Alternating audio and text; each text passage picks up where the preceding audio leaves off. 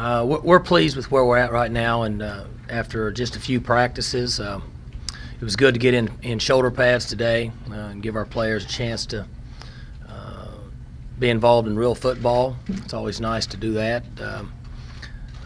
Got a number of young players that are showing signs of having an opportunity to play as freshmen, and then we've got a group of mature guys and veteran guys that are performing well at this time.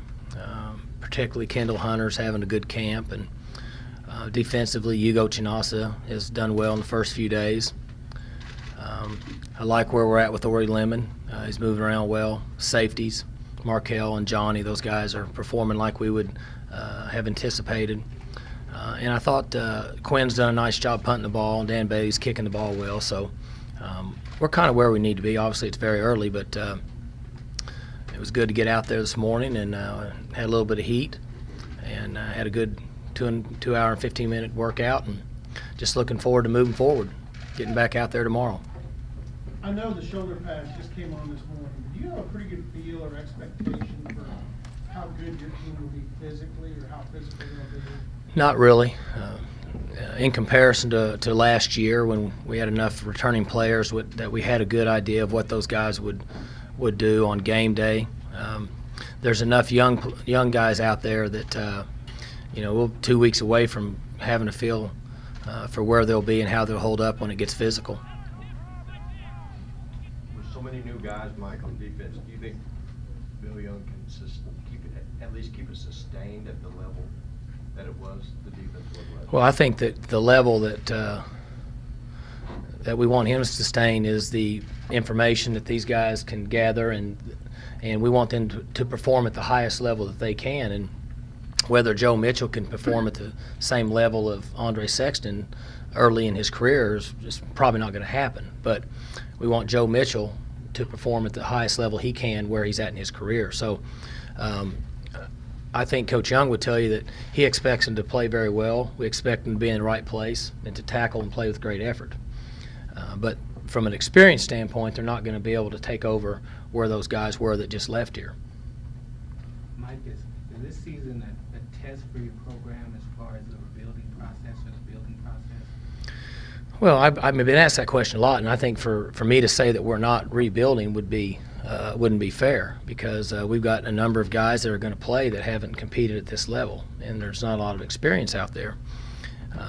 We would like to be in a situation or a position someday where we start each year with a number of players that will be in the rotation that have experience. And so, of course, you guys have heard me say this, when you lose guys, a number of players that have started 3 years, then they're not going to be here forever. So we're rolling some new guys in. But I think we're more athletic, and we have more speed than we've had in a number of years. We just don't have as much experience. You kind of mentioned a couple of things there. Rob Glass was telling me the first day of practice, and actually one of his assistants said that Rob squeezed as much into these guys in 11 weeks over the summer that he possibly could. Are you pretty happy with those areas? I mean, that's not an experience area. That's just explosion and athleticism.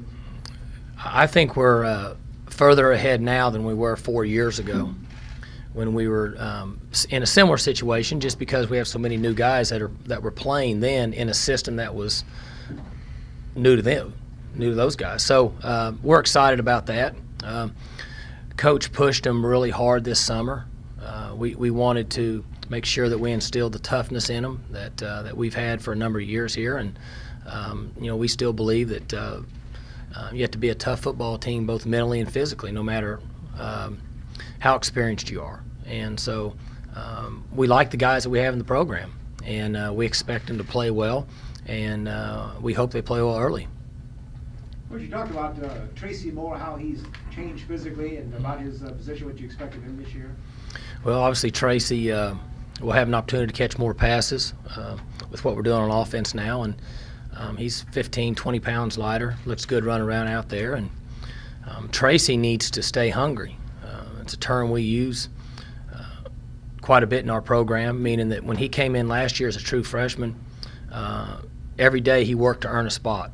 And sometimes when a player competes early in their career, you worry about them not practicing as hard as they should. And so he needs to continue to sustain a high level in practice of intensity and work hard and be a good leader. That's what the really good players do. And he's got enough ability to do that. And so that's what we've talked to him about throughout the summer and in the early part of practice was working really hard like he had to fight for a job every day. Mike, can you take us back to when you heard from Brandon as far as him wanting to leave baseball and come back and play college football? How did that whole situation come about? Well, we were contacted by people in Edmond that are friends of the program that said that he was interested in playing football at Oklahoma State. And I can't remember if he had just finished baseball or he was close to finishing baseball, and would we be interested? And we said that he needed to come up and sit down and talk with us, and we'd certainly like him to be a part and see where it goes from there. And I can remember him coming up and spending some time with us. But you get in that situation at times with guys that have tried professional baseball, and it's a very low percentage of the ones that actually make it. So you never put a lot of stock into it. But from the day that he showed up, he was always here and he would train and all that. I'm not sure he was into it mentally. In fact, I know he wasn't for a couple years. But obviously, we're glad it worked out now. Do you remember watching him at Santa Fe? Did you evaluate him and watch him in high school? Yeah, I remember going there and watching him, and I think it was Kokengauer. Dan was the coach there, and saying that he was going to be a professional baseball player, and he had his number was high enough that he was going to go early in the draft. And so we watched him and evaluated him, but didn't really grade him, just from the standpoint that it was pretty obvious that he was going to sign and play baseball. Mike, when you said that low percentage of them make it, you looked at some figures on that, or? No, I don't. That's why I didn't throw out a number. But we hear of a lot of guys that are interested in stopping minor league baseball and playing college football, and very few of them make it. The guys that we've been familiar with, either here or at other places, and we've had a few guys other than Brandon in the last, I guess it's been 3 years now. I can't remember their names, but they didn't stick around very long.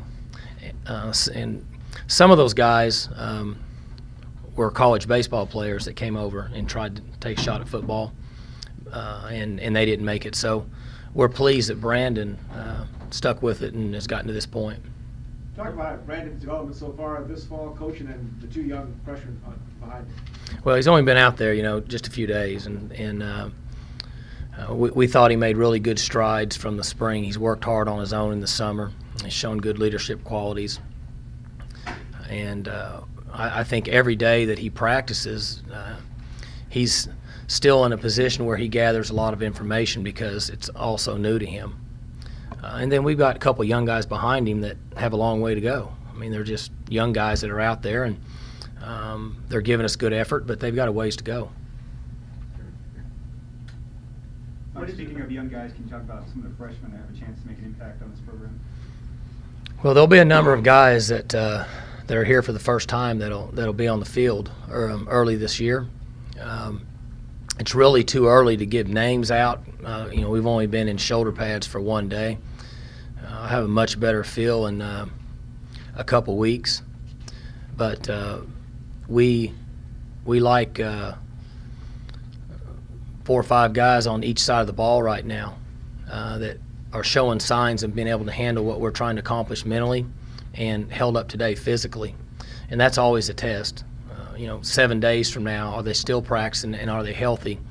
And can they hold up and get lined up and be in the right place most of the time? And if that happens, they'll get a chance to play.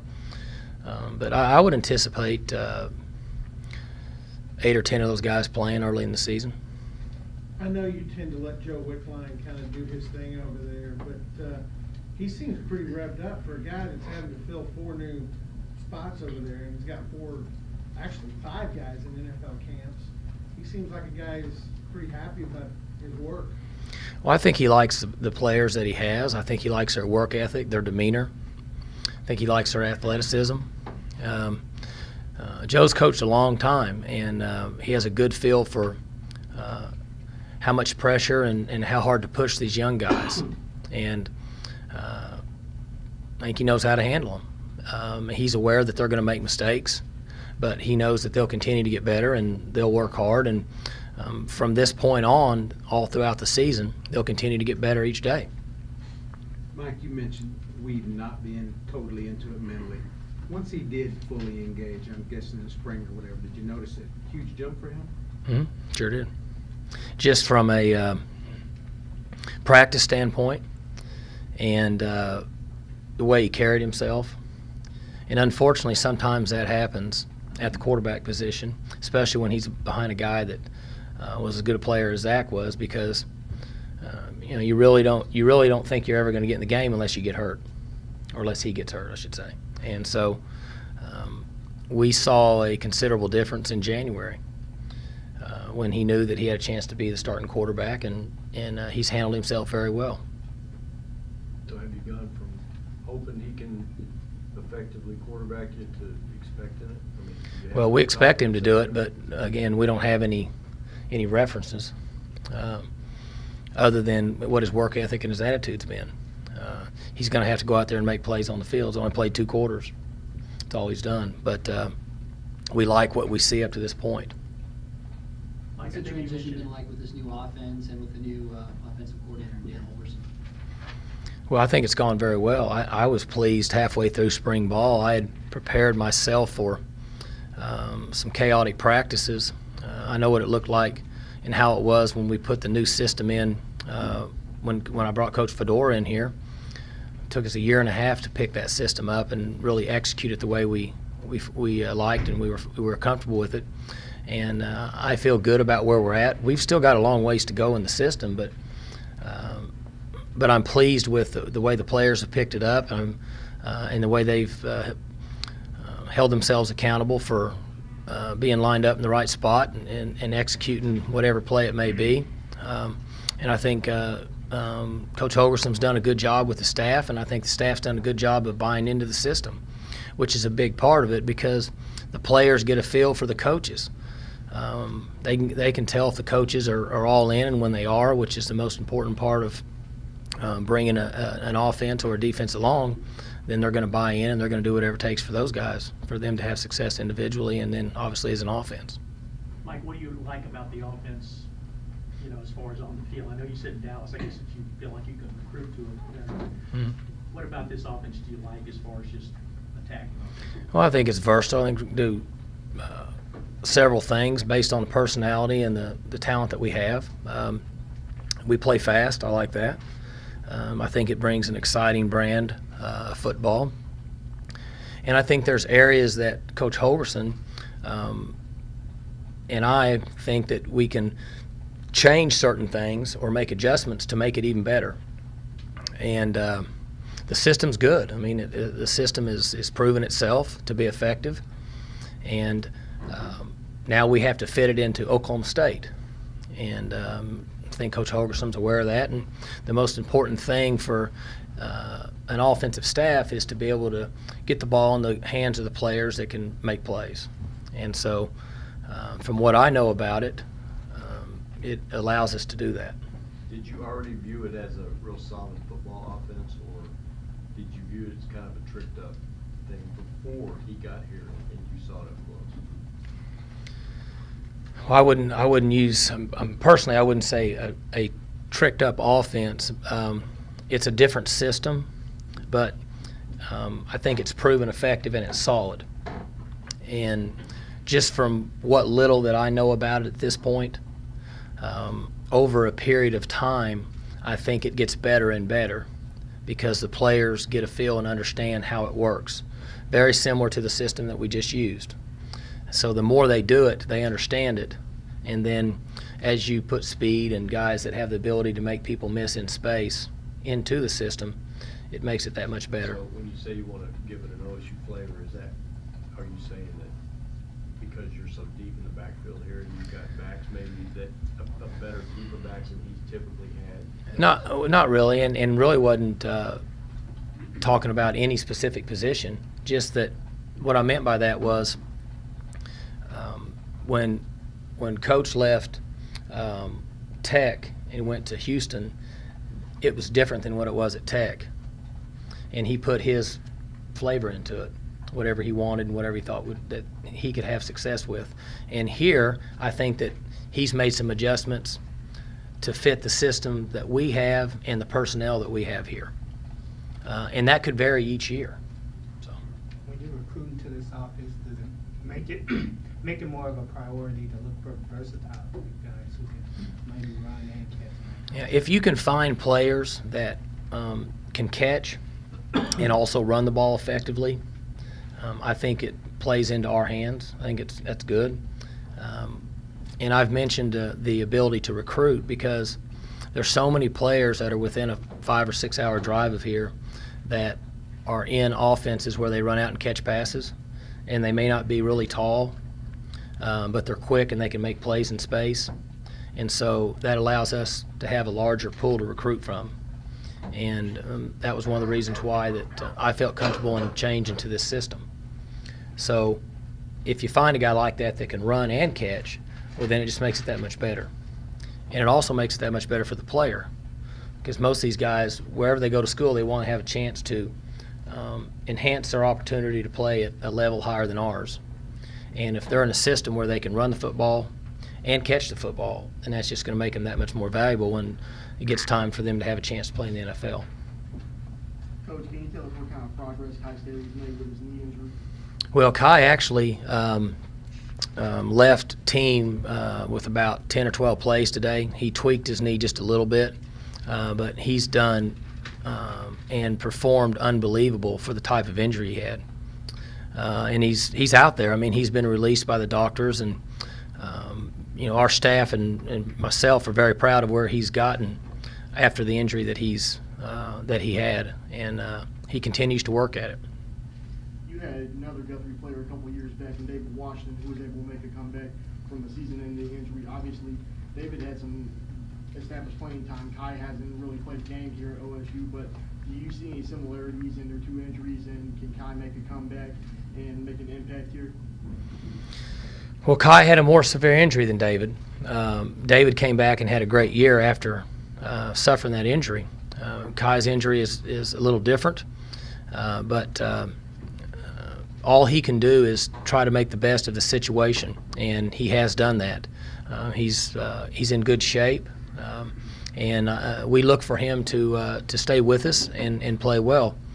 But it's not easy to compare the injuries because one is a little bit different than the other. Have you set any sort of goals or benchmarks that you want Corey Lemon or Coach Anasa to kind of get this year to lead defense? Well, I want him to be a good leader. I want him to take the young guys or the inexperienced guys they have in there and help them and communicate with them and become a close group. Defensively last year, we performed better as a group than our talent level than we should have. Pat Levine and Sexton, those guys they didn't even get an NFL camp. So they performed at a very high level. But they were a close group and they cared about each other, and it was important to them. So right now it's vital that you go and even Justin Gent, who's going to play some or play quite a bit, who's a veteran guy, and Ori, Johnny has played, Markel's played. They need to get those other guys, and they need to become a close group. So if you end up playing 8 or 10 freshmen, is it because you have to from a number standpoint, or is it because it's at least early on maybe the best freshman class you've brought in here? Well, I'm not sure I can answer that right now, but in our thoughts as a coaching staff, just over the last few years, when you're playing young players or players that don't have a lot of experience, as the season goes on, if they get a small injury, then they may not be mentally tough enough to make it through a practice that week and play that next Saturday. So you play percentages, and the fact that if you have a team that 70% of them are inexperienced players, then if they're going to get in a situation during the season where they get fatigued, they get a small injury, then you're going to need players behind them to fill in as the season progresses. And you would prefer to play them now and get them experience and try to put them in a position that if you did need them, that they would be able to step into a game and it not be their first time. Coach, going back to Ori Lemon a little bit, how do you feel that his injury right before the first game last year has affected his desire this year? Well, the best example is you guys have heard me say before, Ori's hungry again. Kendall Hunter's hungry again because they had it and then it was taken away from them, and they've gone basically a year without it. And so they've, it's like it's never, you never know how good it is or you never know how bad it is. The same situation with Ori. He realized how good he had it and how much fun it was to play football, and then when it was taken from him, he's very excited to get it back. With the talent you guys have in the backfield with Kendall and Jeremy and those guys, how does that work in this offense, and how does that help out with this new system? Well, earlier I had talked a little bit about the versatility that I think that we have in this system, and they ran the ball 38% of the time at Houston, approximately, and they had success with their running backs. And so we have running backs here that we feel like can make plays. And a defense is going to make the decision on whether an offense runs the ball most of the time or passes the ball most of the time based on how they line up. And in this system, or the system that we were using here the last 6 years or for the last 5 years. And so guys that have a chance to make a play with the ball in their hands, we'll get the ball to them somehow. We'll hand it to them, flip it to them, toss it to them. They have to touch the football. And I think that you'd have to ask Coach Holgorsen this, but anytime you have a group of running backs that have the ability to catch and make a player miss, that it obviously helps your offense. That in mind, what's the use of the fullbacks in this offense? Well, the fullbacks will be in backside formation for us. We really hadn't used the fullback much in the last couple of years anyway. We have a place for them, and we'll use them, but it won't be like a traditional style offense. But there's a place for those guys, and the guys that are on our team now really have to help us and contribute in special teams. So we're getting reps out of them in a game. If they get, 25, 30 plays a game on special teams, and then they're in the offense 8 or 10 plays a game approximately, we're getting around 40 plays out of them, then it's been a good day for them. And the switch from the tight ends, it looks like Horton will be in the rotation. What about Bassett and Cooper's on defense, and Wilson's on defense, and there are times that we may use Wilson on offense. We could use them both ways, and Horton is playing some inside receiver for us, and then we can bring him down and attach him at tight end. As the 5 years, you got 5 years under your belt now. Has it gone by fast, or does it seem like it's gone by really fast? Yeah, really fast. I guess that's part of getting older. It seems like summer's gone. Yes. Well, what is today? I got one in 4 days. So, but yeah, Bill, it's gone by fast. It's like summer. I thought, summer was just here, and kids get older, and it seems like it goes by a lot faster, and it does move faster. So, from the outside looking in, it looked like you inherited a program that was mostly healthy because Les had gone to some bowls and won some games, but apparently it wasn't as healthy as it was. What have you done that you're most proud of in terms of getting it out of whatever funk it was in, and what do you lack? What do you need to do to take it and keep it where it's been the last couple of years? Well, we inherited our program was not in bad shape. I mean, it was in good shape. We were in bowl games. We had we didn't have as much depth in certain positions, and really the transition year was tough because we changed offenses. What Coach Miles and I were doing and then we went to more of the spread, and so that was what really made it difficult. And we didn't have that great running back.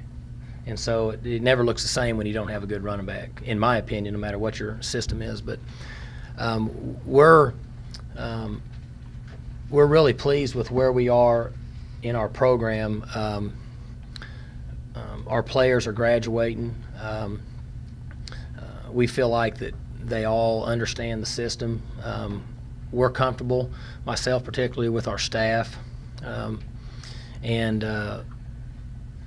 it's much easier now than it has been, just because over a period of time it just kind of runs itself. And our players, even though we've talked a lot about we don't have a lot of returning starters, when I walk around in practice and I can hear them coaching the younger players, then it makes me feel like that we're doing the right things. And so I'm really pleased with that. I know the players have bought in. Their attitude's good at practice. And so as a coach, I get a lot of satisfaction out of that, more so maybe than anything else. When you were playing here, did you envision being the head coach one day? And did you envision it being like this? No, I didn't think much about being the head coach. Never crossed your mind that you might one day like to do? Our coaches were different. You didn't come and hang out with them, and they weren't your buddy. In fact, you dodged them. It's just the way it was. It was much different. And I shared this with the team the other day. We're really pretty nice guys as a coaching staff.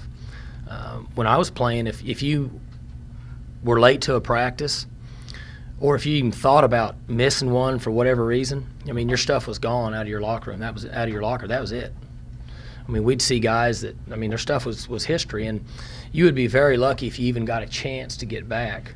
And our coaches were really hard on us, and so I never thought about wanting to do that. But once I finished playing, I realized that I was going to leave the game, and I knew I didn't want to, and I didn't really want to get a real job. And so that's when I visited with Coach Jones about coaching, and got really fortunate that Larry Coker had left and Houston Nutt had left at the same time.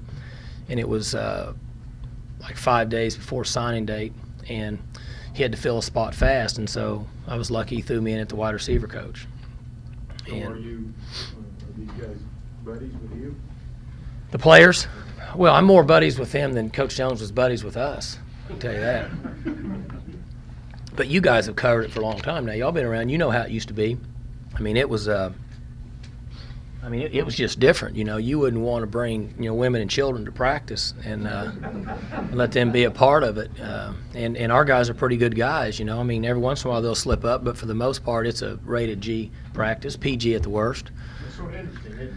'Cause Pat It's let changed. Pat let anybody come and Yeah. you can see, Well, Pat didn't have any kids to worry about being over there. When practice was over and he went home, he drove through Wendy's and got a triple with cheese, and went to the house, and he was okay until 5 o'clock the next morning. And we're all different, and he did a great job coaching here, won a lot of games, and I find myself at times, and I've said this, doing some of the exact same things that he's done.